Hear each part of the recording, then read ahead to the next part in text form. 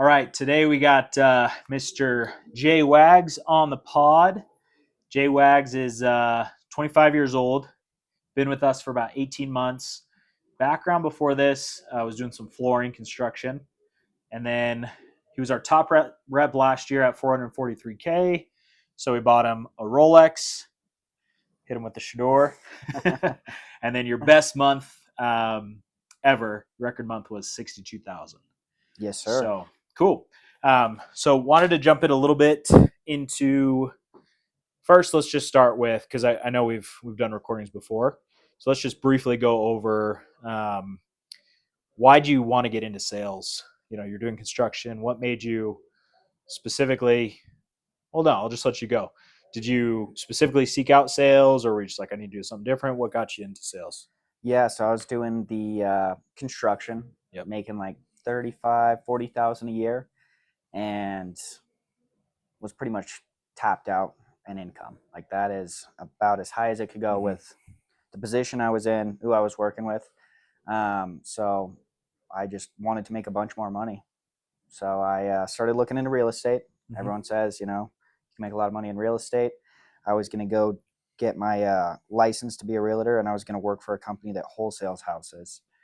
And through doing that, networking, you know, figuring out what to do, what company to work with, I talked to your cousin's brother-in-law. Yep, Drew. Yep, because he's in real estate. And I was like, hey, Drew, I'm going to do this. What do you think? He's like, no, you should just go talk to my cousin's brother, or my brother-in-law's cousin. Yeah. Reverse it. Yeah. So that's what I did. He gave me your number. I called you. And then, you know, sales wasn't something that I guess I had much of a desire to do, to be honest. Like, I just wanted to make a bunch of money, but I never really thought of sales. Like, so when you went into real estate, what were you going to do? Like wholesale, flipping? Wholesale, yeah. It's like, I guess more of on the real estate investing side, Got it. which still involves sales. Sure. But like, I never was like, I want to be a salesman. Right. Yeah. Got it. Yeah. And then after you talked with us, you know, we went over what was kind of your mindset going into doing this after we talked to you about it.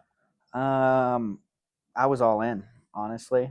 Like, definitely a little nervous, but more excited. Yeah. Because I've never really had access to people that, one, made a lot of money, and then also were willing to teach me everything without paying them. Just having complete access to someone who makes six figures. Yeah, so you didn't have to like buy a course or sign up for my 100%. mentorship. Like, yeah, if you come to the office 5-6 days a week, I'll be here and give you everything you need. Like, that's crazy. So. Which is actually kind of, I've never really thought of this in depth, but when we all grow up, you know, we all know, like, okay, you got to go to school, go to college, get a good, you know, engineering, doctor, lawyer. You got to do all those things. It's kind of like what I don't know, maybe not what we're taught, but kind of what we see as like the path to success. But then there's a group of us, like you, me, you know, everybody else in sales, that decide, okay, I want to do my own thing and not go that traditional route. Like, you never went to college, right? No. Yeah. So, and I dropped out. So, but what's interesting though is the hardest part about like sales or entrepreneurship or starting your own business, whatever it is, the key is like finding someone, which they never talk about, but the key is finding someone who has already done it and then duplicate what they've done, which is never, like, that was never told. I don't know about you, but like my parents were never like, hey, go and find someone that's successful and just duplicate what they do. I don't know if I was ever taught that. It's just something you realize at some point, like, oh, if I link up with this guy, he's doing well, I should be able to do the same thing. So I think that's interesting. So you kind of put two and two together though, and we're like, okay, these guys are winning. If I just am close to them, I'll probably do okay. 100%. Yeah. And then I know when you started, like all of us, we're all kind of bad at the beginning. What would you say is like the one or two hardest things that you went through when you first started 18 months ago? I mean, I guess it's the failure, you know. There's so much rejection and objection, which I guess wasn't too hard, but the fact of just not asking for help sooner. Like, the system is here. And of course, like, I was trying to duplicate like you and Easton as much as possible. But like through that phase that we've talked about in past podcasts, you know, I should ask for help a lot sooner. So Yeah, it's kind of hard though, because would you agree, like, you don't really know what to ask sometimes? Yeah, 100%. Because it wasn't like you never asked any questions. You're in the Yeah, office with me every day. You would always ask me questions, but I think sometimes, and maybe it was like on me because I wasn't the one that ended up kind of helping you. Like I showed you kind of how to do the script and products yeah, and everything, but it was actually Easton who stepped in and was like, okay, you're doing this, this, and this wrong. So sometimes I think it takes a second pair of eyes to be like, oh, this is your issue.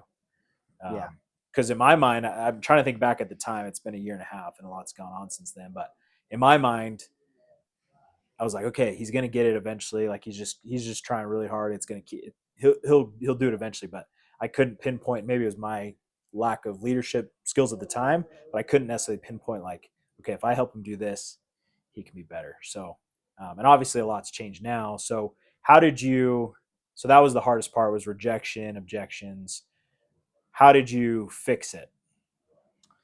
um I mean, one, asking for help. Yeah. So I mean, I consistently kept up, lead spend activity, was super disciplined on the schedule. But yeah, like asking for that second set of eyes to like, hey, do you see anything that I'm doing wrong Mm-hmm. here? I mean, that changed everything. And then So after you asked for help, you implemented like right away. yeah, yeah, tried to be as coachable as possible. Right. Because for context, if you've heard Jesse talk about it before, he went 0 for 80, right? Or was it It 82? was like a little over 80 presentations in a row for 4 weeks or so. Yeah. So Yeah. 0 for 80 for 4 weeks, really, really big rut for 4 weeks. And then got out of that. And then, like I mentioned last year, pretty much it was really, within 9 months, because the first 3 months of the year was kind of rough. But in nine Yeah. months, you basically sold 400 grand, which is top 1% in the industry. Yeah. So when it did click, you just exploded, Yeah. right? Now, fast forward, you're selling a bunch.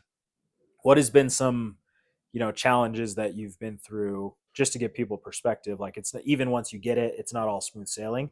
What have been some kind of challenges that you've run into since you've been selling at a high level? I think being really emotionally level. Mm-hmm. So it's honestly a roller coaster, Mm-hmm. and it's really, really easy to get in your head and get kind of maybe like a little burnt out. Mm-hmm. So just kind of disconnecting from the whole process is so important to, I guess, stay on the right path, because you Mm-hmm. can really throw yourself overboard pretty quick So, if you so you threw yourself off a little bit.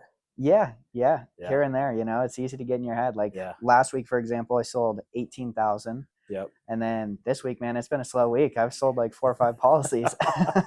which is still like not terrible, but yeah, I could see how Yeah, you go from 60 in a month, and then you have a month where you do like barely 30, and it's like half of what you yeah, might want to do. So yeah, I could see how that's challenging. And then you've been here long enough to see, I mean, over the last 18 months, we've hired, what do you think? How many people do you think we've hired within the office? over 100.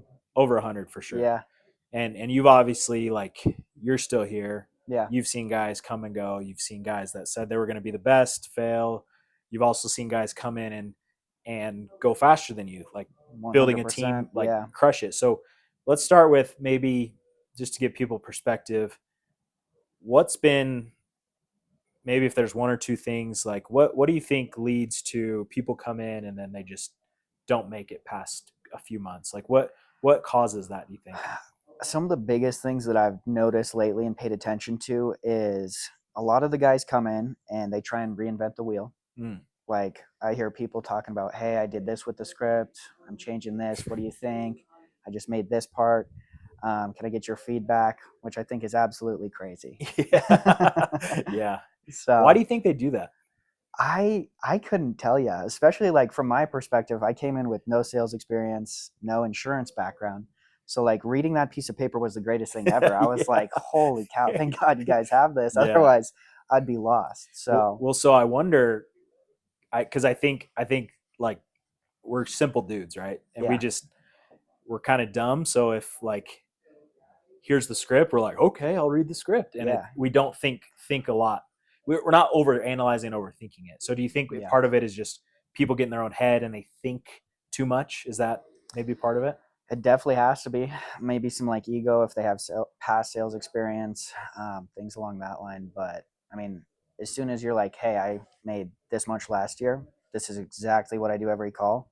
I was like, that's all I need. Yeah. Perfect. Yeah, I'll figure it out. Yeah. So Yeah. don't need to change a thing. Especially at this point, because I know when you started, like it was just me and you basically. There's a Yeah. couple stragglers, but it was basically just me and you. The systems weren't as dialed in as we have them now. To where now it's not just me and Easton proving the model. You've proved it, Johnny, Chris, Blake. We have like that script has sold millions of dollars of Yeah. insurance across multiple people. So it's not just like Ty's personality works. It's Jesse's and this guy and this guy and this guy, to where now it's like if someone does try to come in and reinvent the wheel, you're like, dude, are you crazy? Yeah. Like, well, you're just making this hard for yourself. But Yeah. interesting. So that's one thing that causes people to fail. Is there anything else that you think? I think a lot of people aren't very proactive also. So the guys that I come in and see do really well, like faster than I did, Mm-hmm. and really grab a hold of things, are super proactive about, plugging into the system, but also really asking for help and applying it right after. Yeah. So I see so many guys that come in and they don't ask questions ever. Yeah. And it's crazy because there's so many guys in here that are making so much money that know exactly what to do, and they don't take advantage of that because those guys aren't charging them for a question either. Right. You can get help from anyone in here. Right. And I've heard you say, because you have a team now, and I've heard you say, like, when I ask, like, hey, how's that guy doing? You're like, probably not good. He hasn't asked me a question in weeks. Yeah. And so we just know, like, the guys who do really well are just they're the squeaky wheel gets the oil kind of thing. So like the guys who are in here bothering you about questions, that they're gonna win. 100%. So okay, so being proactive, asking questions. The other one was trying to reinvent the wheel. Is there anything else, like, because the goal of this is to give people who are here or starting in insurance, with us or without us, like perspective of like, hey, you're ahead by 18 months. These are things to avoid. So is there anything else that would help? What are other pitfalls maybe that someone would run into when they're starting out? Schedule. I think like that is a non-negotiable. Like, if you're gonna do this, you just gotta have a set schedule that you follow no matter what, just 365 days a year. Like, there's a good learning curve. We have the tools, but we don't tell people to come in. Right. So you really got to pick your schedule and follow it no matter what's going on in life. Right. And you going back to not reinventing the wheel, your perspective, I think, was the best on the schedule. When you started, what was your mindset with the schedule when you first started? So I basically saw how much you were making, what your schedule is like, and I was like, okay, if I'm able to outwork Ty and completely suck, hopefully I make at least half of what Ty does. So I'm going to get here an hour or two before him. I'm going to try and stay as late or later than him, Monday through Friday. On Saturdays, doesn't matter. I'll work Sundays if I have to. But over time, I was hoping that, eventually the skill would catch up to the amount of activity and time I was putting in. Right. And then I could take off. So again, you didn't necessarily reinvent the wheel. You just added for the schedule. Ty's working from, let's call it 8 to 7. I'm going to work from 7 to 8, 7 a.m., 8 p.m. Like, I'm going to leave after him and I'm going to get there before him. That was your mindset. 100%. Yep. He's doing this many dials a day. All right, I'm going to try and do a lot more than him. So. And I don't know if we've ever like talked about this, but the results actually, you almost doubled what you did your first year than what I did my first year. Yeah. So it was actually the opposite. You didn't do half of what I did my first year. You almost doubled it. Because I only did like 240 my first year. Yeah. And you did 440. Yeah, it's crazy. I've never like put that together. Yeah. Have you ever thought of that? No, That's crazy. That is crazy. So but that's you what had happens. The roadmap, dude. I just had to come in and. But still, like, yeah. And there's people that have gone. Like, is it crazy for you now to see, like, guys like Eddie and Brandon? I mean, Eddie did 50K his third month, and then Brandon did it his second month. Even Wesley, when he started taking it seriously, I guess it was his fifth month, did 50, but taking it full time was like his second month. Like, yeah, has that been crazy to see? It's unbelievable. Yeah, but it's really cool because that means we're just getting better and better at teaching people, training, all sorts of stuff, finding the right guys to work with. So yeah, I'm jealous for sure. But I know, hindsight, it's like, man, it'd be sweet to come into a system like this. Yeah. But then, there's always perks when you're kind of like the founding fathers of it, getting things rolling. So okay, Yeah. so those are the pitfalls, and then obviously, the tips would be the opposite of the pitfalls. So rather than reinventing the wheel, just be coachable. Yep. Number 2, you said, what was number 2 again? I know proactive. Yep. Yep. So instead of just being a mouse in the office where you just don't ask questions because you don't want to bother anybody, Mm-hmm. be the squeaky wheel, ask questions. Now not dumb questions, right? Because Yeah. we have some of those where they ask us the same question every day for like 2 weeks straight. I'm like, dude, you're not implementing what I'm actually telling you. So I'm not going to keep answering your question. Like, you just got to do what I said last time. And then number 3 was the schedule. So outwork the guy in front of you. So if so-and-so is working 12 hours a day, you should probably work 14. So cool. And then I guess, where do you think, with where you're at now, you predictably can sell 30 to 40 in your sleep every month. Mm-hmm. I think since you took off, back, the 4th month where you did 30 and then never looked back, you've only had 1 month under 30 since then, right? Yeah. So you're one of the most consistent 30, 40K guys every single month. So now that that's dialed in, what's, I guess, next? What's the next focus for? Looking for dogs to run with. Looking for dogs. Looking for some dogs, yeah. Yep. So looking for people to run with you. You're willing to train. So you're basically willing, like what I did for you, where I just show you the ropes, helped you out, no cost. You're willing to do that for anybody else that joins your team. 100%. Yeah. I mean, it's life-changing. It really is. Yeah. So not only being around a group of awesome dudes, but, having the ability to turn on income like that, oh, it's the best. It's the coolest thing ever. Yeah. And you're only 25, which is nuts. Like, we're all super young, and we got guys in here. I was talking to Wesley yesterday. He's 20 years old. He'll clear over 500K in like paid out deposited income his first year. Yeah. So like, we got some crazy good talent in here, and then, it's just up to people who, they watch this, they reach out to us.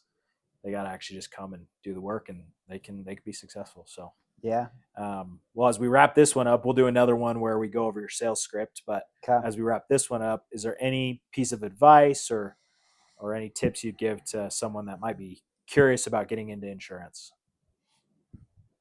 No, book a call. See if it's a good fit for you. Reach out to Jesse. What's your Instagram? Jesse Wagner _. Jesse Wagner _ Wagner like Wagner. Yep. Jesse with no I. JESSE.